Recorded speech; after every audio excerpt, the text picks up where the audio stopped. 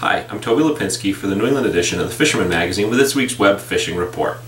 Hopping right into the reports this week, we're going to start off in Connecticut, where Fisherman's Paradise reports weighing in some very big bass this week, including fish that weighed 56, 52, 51, and 49 pounds to go along with a whole bunch of others that were taken. No specifics exactly on where some of these fish were taken, but general consensus is they were in close to the Connecticut shoreline. Sea bassing has been great all across Connecticut, as shown by 3 fish in excess of 5 pounds that weighed in at River's End Tackle in Old Saybrook this week. One thing to remind you is sea bass is an eligible species for our Dreamboat Challenge, and as of right now the leader is 5.05 pounds, and we still have a dozen empty slots in that fish category, so be sure to weigh those fish in. The Blackhawk in Niantic reports some decent bass and blue fishing to be had around the race lately, but the tides, you really got to have the tides right for them. But however, when the tides are off and they're not quite finding the bass and blues that they were expected, they've been moving around and targeting other species like fluke, and with sea bass being open, they've been loading up with some great fillets to supplement the catch.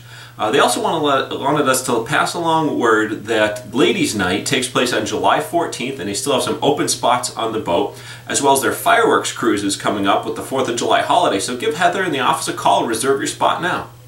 Over in Rhode Island, a big word from all the contacts that we made was scup, and even more scup along the South County beaches. The guys at Watch Hill Outfitters, Cardinal Bait and Tackle, Robin at Quantity, that was the primary topic this week when we spoke to them.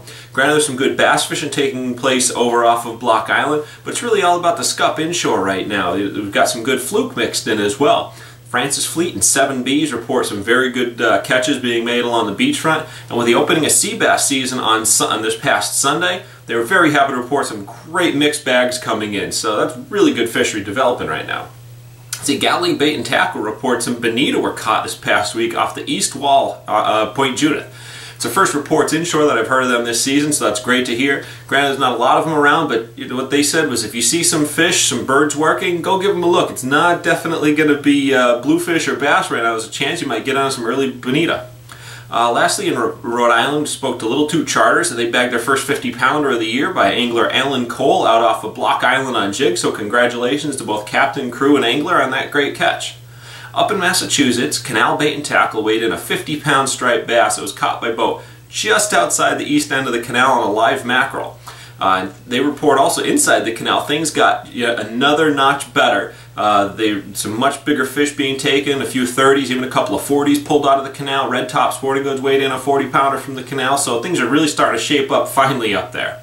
CMS Enterprise report that there was a medium bluefin tuna being caught in a crab ledge this past week. We also got word from Fish Chatham Charters that there was even a giant taken out there, so I know John was heading out that way this week, so give that a look. Lastly, flounder fishing continues to please anglers on the North Shore of Massachusetts. There's lots of 2- and 3-pounders being taken right now. It's great fishery going on, but expect this to continue at least for the next couple of weeks. It generally tapers off into July, so this is really we're just sort of passing the peak, but there's still plenty of fish. A lot of those guys targeting the flounder are doing mixed bag trips. I know Jason Colby's been running a few of those, so start off with some bass, switch over to flounder, get a nice selection of fish to take home for the day. So that's it for this week. For a complete rundown of all the reports, check out the printed reports section or the reports online. I'm Toby Lapinski for the New England edition of Fisherman magazine, wishing you tight lines on the water.